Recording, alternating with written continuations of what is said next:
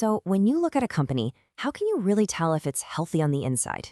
Is it a great investment or is it a ticking financial time bomb?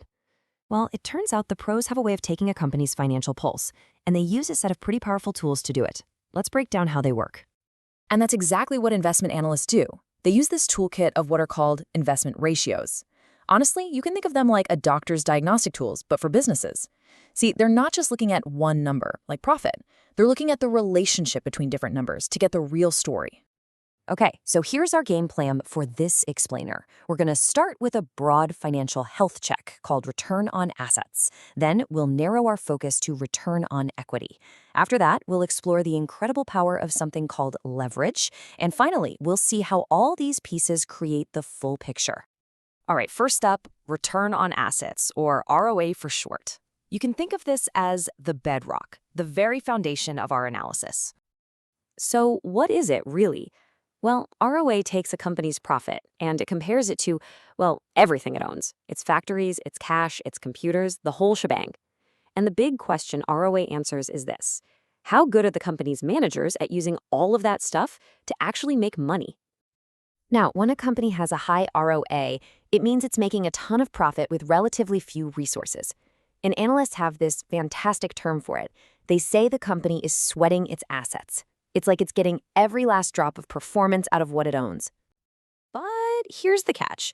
Can a company push this too far? Oh, you bet. If a company is sweating its assets too hard, it might actually be a red flag. It could mean it's not investing enough in the future, not buying new equipment or upgrading its facilities. There's a really fine line between being efficient and just running your resources into the ground. Okay, next up, let's zoom in from that big company-wide picture and look at things from the investor's point of view with return on equity, or ROE. ROE gets way more specific. It zeroes in on just the money that the shareholders, the owners, have put into the company. And it asks a really simple question: how much profit are we getting from our money? For an investor, it's pretty much the ultimate measure of accountability. So let's put some numbers to this to make it stick. Imagine a company has £500,000 in shareholders' equity, and in 1 year, it pulls in a profit of £50,000. You just divide the profit by the equity, and voila, you get an ROE of 10%. That means for every single pound the owners invested, the company made 10 pence in profit. But, and this is absolutely crucial, that 10% figure by itself, it's pretty much meaningless. Is 10% good? Is it bad? We have no idea. You need context. You have to compare it to the company's ROE from last year, or even better, to the ROE of its biggest competitors. That's when the number starts telling you a story. And this leads to a really interesting strategic question. If you're running a company and you want to make that ROE number look better for your investors, what can you do? Well, it turns out one of the most powerful and riskiest tools in the financial world is coming up next. And that brings us to leverage. You can really think of this as a company's financial amplifier. It can turn up the volume on the results. Leverage, which you might also hear called gearing, is really just about using borrowed money. A company takes out loans or issues bonds, and the whole idea is to use that borrowed cash to make more profit than what it costs in interest.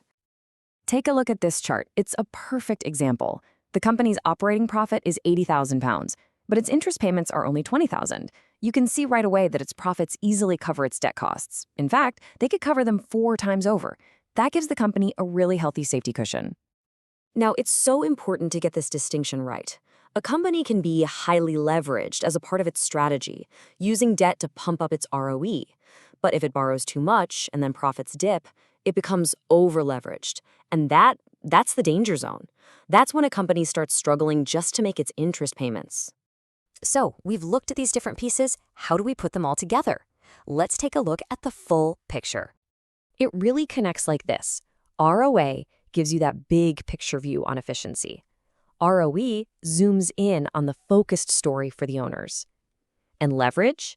Leverage reveals the strategy and the risk that the company is using to get from one to the other. Which leaves us with one final really important question. A high number has to be a good thing, right? Higher is always better? Well, not so fast.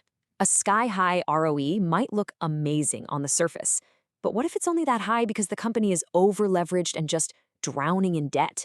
That beautiful number could actually be a massive warning sign. Understanding the story behind the numbers, that's always the key.